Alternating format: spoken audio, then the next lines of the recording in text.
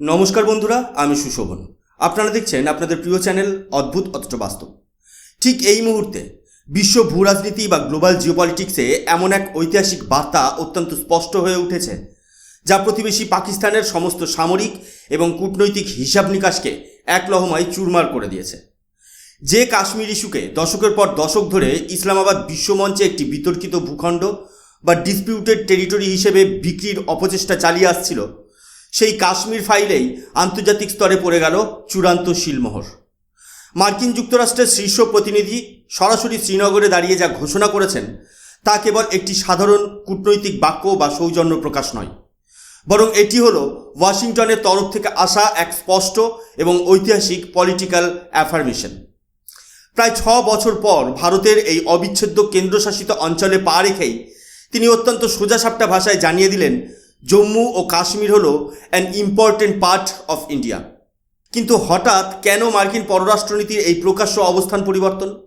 মার্কিন president Donald ট্রাম্পের অত্যন্ত আস্থাভাজন এই শীর্ষ মার্কিন আমলা এবং বিশেষ এনভয় কেন পাকিস্তানের রক্তচক্ষু ও দীর্ঘদিনের প্রোপাগান্ডাকে সম্পূর্ণ নস্যাৎ করে দিয়ে সোজা শ্রীনগরে এসে ডাল লেকের বুকে শিকারায় ভেসে এই বার্তা দিলেন? এই সফরের নেপথ্যে দিল্লির কূটনৈতিক চালটাই বা ঠিক কতটা গভীর সাজানো ছিল? এই সমস্ত প্রশ্নের উত্তর আজ আমরা উন্মোচন করব সম্পূর্ণ বাস্তবসম্মত নিউজ অ্যানালিসিসের মাধ্যমে। আজকের বিস্তারিত বিশ্লেষণের গভীরে প্রবেশের আগে কয়েকটি অত্যন্ত মৌলিক কিন্তু স্পর্শকাতর প্রশ্ন আপনাদের সামনে রাখতে চাই, যা বর্তমান সাউথ এশিয়ান সিকিউরিটি ডাইনামিক্সকে গভীরভাবে বুঝতে সাহায্য করবে। প্রথমত, দশকের পর দশক ধরে যে মার্কিন যুক্তরাষ্ট্র কাশ্মীর ইস্যুতে অলিখিতভাবে নিরপেক্ষ থাকার অভিনয় করত কিংবা মাঝে মধ্যে পাকিস্তানের অবস্থানের দিকে ঝুঁকত, তারা কি আজ বিশ্বমঞ্চে নমনীয় হয়ে ভারতের সার্বভৌমত্বকেই চূড়ান্ত স্বীকৃতি দিতে বাধ্য হলো? দ্বিতীয়ত, অতীতে কাশ্মীর উপত্যকায় কোনো মার্কিন প্রতিনিধি এলে যেখানে হুরিয়ত কনফারেন্সের মতো বিচ্ছিন্নতাবাদী নেতাদের সাথে বৈঠক করাটা বাধা ধরার নিয়ম ছিল, সেখানে আজ কেন এই বিচ্ছিন্নতাবাদীদের কোনো অস্তিত্বই রাখা হলো না? তৃতীয়ত, পাকিস্তানের সেনাপ্রধান আসিম মুনির এবং প্রধানমন্ত্রী শাহবাজ শরীফ যখন যুক্তরাষ্ট্রের সাথে সুসম্পর্ক তৈরির জন্য উন্মুখ হয়ে বসে আছেন, ঠিক সেই সময় মার্কিন এনভয়ের এই বক্তব্য কি পাকিস্তানের সামরিক এস্টাবলিশমেন্টের কফিনে শেষ পেরেক পুঁতে দিল? এবং চতুর্থত, ভারতের প্রতিরক্ষামন্ত্রী রাজনাথ সিং এবং ভারতের বর্তমান সেনাপ্রধান জেনারেল ধীরাজ সেঠের নেতৃত্বে যখন সীমান্তে ভারতের কৌশলগত অবস্থান অত্যন্ত মজবুত, তখন এই মার্কিন সফর কি কেবল একটি সৌজন্যমূলক ট্রিপ, নাকি এর পেছনে লুকিয়ে রয়েছে কোনো বড় জিওপলিটিক্যাল ট্রানজিকশন? চলুন এবার কোনো রূপকথা বা অলীক ধারণা নয়, নিটল বাস্তব এবং গ্লোবাল পাওয়ার প্লেজের চোখে চোখ রেখে খবরটির গভীর বিশ্লেষণ শুরু করা যাক। ঘটনার মূল কেন্দ্রে রয়েছে ভারতে নিযুক্ত মার্কিন রাষ্ট্রদূত এবং মার্কিন যুক্তরাষ্ট্রের special envoy for south and central Asia Sergio গর। উল্লেখ্য, সার্জিও গর হলেন মার্কিন প্রেসিডেন্ট ডোনাল্ড ট্রাম্পের অত্যন্ত আস্থাভাজন ও ঘনিষ্ঠ একজন পাওয়ারফুল ডিপ্লোম্যাট। দীর্ঘ 6 বছর পর অর্থাৎ 2019 সালে সংবিধানের আর্টিকেল 370 ও আর্টিকেল 35A বিলোপের পর এটি কোনো মার্কিন রাষ্ট্রদূতের প্রথম জম্মু ও কাশ্মীর সফর। শ্রীনগরে পৌঁছেই সার্জিও গর জম্মু ও কাশ্মীরের উপরাজ্যপাল মনোজ সিনহা এবং মুখ্যমন্ত্রী ওমর আবদুল্লার সাথে উচ্চ পর্যায়ের দ্বিপাক্ষিক বৈঠক করেন। এই বৈঠকে ছিল সম্পূর্ণ গঠনমূলক এবং অফিসিয়াল চ্যানেলে সীমাবদ্ধ। বৈঠক শেষে সংবাদ মাধ্যমের মুখোমুখি হয়ে সার্জিও গর ডাইরেক্ট ও স্পষ্ট ভাষায় মন্তব্য করেন, "it is pleasure to be here, this is an important part of India. Srinagar and the valley are incredibly beautiful. Delhi and the Chief Minister have made incredible steps to keep this place safe." অর্থাৎ মার্কিন রাষ্ট্রদূত কেবল কাশ্মীরকে ভারতের একটি অত্যন্ত গুরুত্বপূর্ণ অংশ হিসেবেই উল্লেখ করলেন না, বরং এর পাশাপাশি দিল্লির কেন্দ্রীয় সরকার অর্থাৎ নরেন্দ্র মোদী প্রশাসন এবং স্থানীয় রাজ্য প্রশাসনের প্রশংসা করে বললেন যে সেখানে অত্যন্ত দক্ষতার সাথে শান্তি ও নিরাপত্তা বজায় রাখা হয়েছে। কিন্তু আসল টুইস্টটা লুকিয়ে রয়েছে অন্য জায়গায়। বহু বছর ধরে আমেরিকান নাগরিক এবং ফরেন ট্যুরিস্টদের জন্য মার্কিন স্টেট ডিপার্টমেন্ট একটি level 4 do not travel advisory জারি করে রেখেছিল, যেখানে বলা হতো কাশ্মীরে সন্ত্রাসবাদ ও অস্থিরতার ঝুঁকি রয়েছে। এই সফরে এসে সার্জিও গর স্পষ্ট ইঙ্গিত দিলেন যে জম্মু ও কাশ্মীরের উন্নত সিকিউরিটি সিচুয়েশন বা নিরাপত্তা পরিস্থিতি নিজ চোখে পর্যবেক্ষণ করে মার্কিন প্রশাসন খুব শিগগিরই এই ট্রাভেল অ্যাডভাইজারি রিভিউ বা পুনর্মূল্যায়ন করবে এবং নিষেধাজ্ঞা শিথিল করার পদক্ষেপ নেবে, যা কাশ্মীরের রিজিওনাল ট্যুরিজম এবং ওভারঅল ইকোনমিক গ্রোথের জন্য একটা অভাবনীয় গেম চেঞ্জার সিদ্ধান্ত হতে চলেছে। এবার বিষয়টিকে ডিপ্লোম্যাটিক হিস্ট্রি বা বিশ্ব কূটনীতির ইতিহাস ও পররাষ্ট্রনীতির সাপেক্ষে বিশ্লেষণ করে দেখা যাক। অতীতে অর্থাৎ 90-এর দশক থেকে শুরু করে 2010 সাল পর্যন্ত মার্কিন পররাষ্ট্রনীতির চালচিত্র কেমন ছিল 2003 সালের কথা মনে করে দেখুন, বা তারও আগে সাবেক মার্কিন ডিপ্লোম্যাট রেভিন রাফেল যখন কাশ্মীর ইস্যুতে বিতর্কিত মন্তব্য করতেন, কিংবা মার্কিন প্রতিনিধিরা যখন ভারতে আসতেন তখন দিল্লির প্রবল আপত্তি তোয়াক্কা না করে তারা শ্রীনগরে গিয়ে হুরিয়াত কনফারেন্স এবং অন্যান্য সেপারেটিস্ট বা বিচ্ছিন্নতাবাদী নেতাদের সাথে আলাদা বৈঠক করতেন। ওবামা প্রশাসনের সময়কালেও এই বিচ্ছিন্নতাবাদীরা ওয়াশিংটনের মধ্যস্থতা চেয়ে নিয়মিত চিঠি পাঠাত এবং আমেরিকাও কাশ্মীরকে একটি লাইভ ইন্টারন্যাশনাল ডিসপিউট বা বিতর্কিত ইস্যু হিসেবে টিকিয়ে রাখতে পছন্দ করত। কিন্তু 2026 সালে দাঁড়িয়ে চিত্রটা ঠিক কতটা বদলে গেছে। আজকের এই সফরে মার্কিন এনভয় সার্জিও গর কোনো প্রথাগত সেপারেটিস্ট লিডার বা হুরিয়াত রিপ্রেজেন্টেটিভের সাথে দেখাই করেননি। কোনো বিচ্ছিন্নতাবাদী গোষ্ঠীর অস্তিত্বকে গণনার মধ্যেই আনা হয়নি। সম্পূর্ণ এনগেজমেন্ট সম্পন্ন হয়েছে ভারতীয় সংবিধানের আওতায় থাকা অফিসিয়াল অ্যাডমিনিস্ট্রেশনের মাধ্যমে লেফটেন্যান্ট জেনারেল মেজর সিনহা এবং সিএম ওমর আবদুল্লার সাথে। এমনকি মুখ্যমন্ত্রী ওমর আবদুল্লা মার্কিন রাষ্ট্রদূতের সাথে বৈঠকের আগেই ভারতের জাতীয়তাবাদী অবস্থান বজায় রেখে অত্যন্ত দায়িত্বশীল মন্তব্য করেন। তিনি পরিষ্কার জানিয়ে দেন যে এটি একটি বিদেশি রাষ্ট্রদূতের সাথে সৌজন্য বৈঠক। ভারতের নিজস্ব অভ্যন্তরীণ কোনো বিষয় নিয়ে তিনি কোনো বিদেশি প্রতিনিধির সাথে নালিশ বা কমপ্লেন করতে যান না। দেশের অভ্যন্তরীণ সমস্যার সমাধান দিল্লি বা কেন্দ্রীয় সরকারের মাধ্যমেই হবে। এই পরিপক্ক অবস্থান এবং মার্কিন রাষ্ট্রদূতের মন্তব্য প্রমাণ করে যে ওয়াশিংটন এখন কাশ্মীরকে পাকিস্তানের প্রোপাগান্ডামূলক চশমা দিয়ে দেখা সম্পূর্ণ বন্ধ করে দিয়েছে। মার্কিন প্রশাসন এখন খুব ভালো করে বুঝে গেছে যে জম্মু ও কাশ্মীর হলো ভারতের একটি স্থায়ী প্রশাসনিক ও সার্বভৌম অংশ।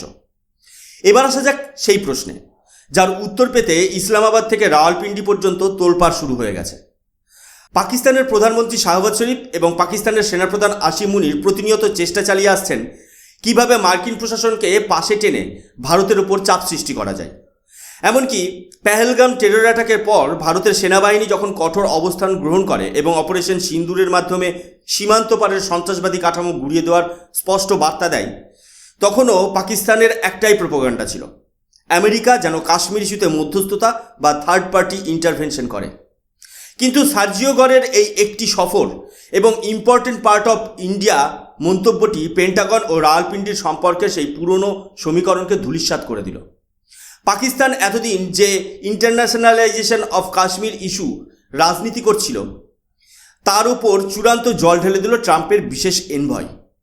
তবে একজন সতর্ক নিউজ অ্যানালিস্ট হিসেবে আমাদের মুদ্রার অপর পিঠটাও গভীরভাবে দেখতে হবে।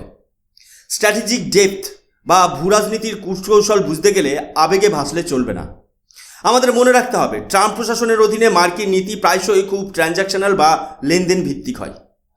মার্কিন প্রেসিডেন্ট বিভিন্ন সময়ে ট্যারিফ ইস্যুতে ভারতের সমালোচনা করেছেন, আবার অন্যদিকে পাকিস্তানের সেনাপ্রধানের সাথেও যোগাযোগ বজায় রেখেছেন।